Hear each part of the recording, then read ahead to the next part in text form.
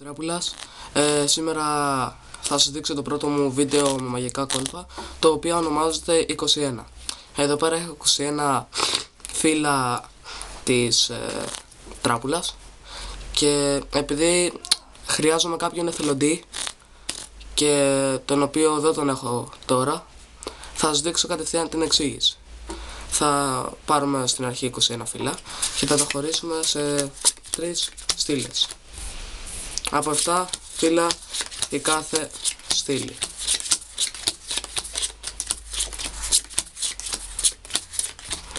Εγώ τώρα θα πάρω την μεσαία. Λέμε στον εθελοντή να διαλέξει μια στήλη και ας πούμε ότι την ανακατεύει και του λέμε να σκεφτεί κάποιο φύλλο από την τράπουλα. Τώρα ας πούμε σκέφτομαι τον βαλέ μπαστούνι. Φυσικά ο εθελοντής δεν θα σας το πει το φύλλο που σκέφτεται και θα το βάλουμε στη μέση. Προσοχή, η στήλη που έχει το φύλλο του θα την βάλουμε στη μέση και μετά ξανακάνουμε το ίδιο. 1, 2, 3, 1, 2.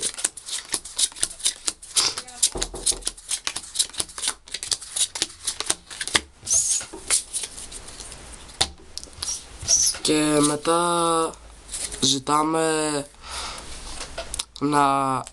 να τον ρωτάμε μάλλον μια μικρή βοήθεια. Άμα βλέπει κάπου εδώ πέρα το φύλλο του, τώρα συγκεκριμένα εμείς δεν βλέπουμε το βαλέ μας. Μετά ξανά, άμα πάλι τον βλέπει, εμείς τώρα τον βλέπουμε τον βαλέ μας, χωρίς βέβαια να μας πει το φύλλο του, και το ξαναβάζουμε πάλι στη μέση.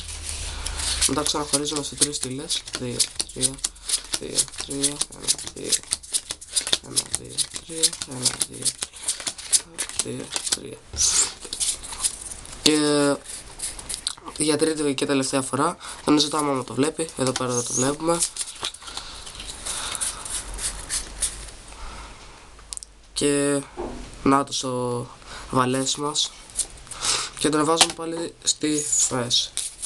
Και μαγικά το κόλπο έχει λειτουργήσει από μόνο του. Ο βαλές μπαστούνι έχει πάει στην 11η θέση μέσα στη τράπουλα, που εμείς δεν θα το πούμε, απλώς θα το βγάζουμε.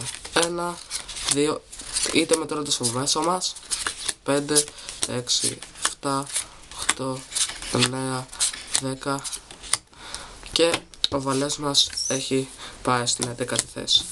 Αυτό ήταν το κόλπο μου, ελπίζω να σας άρεσε.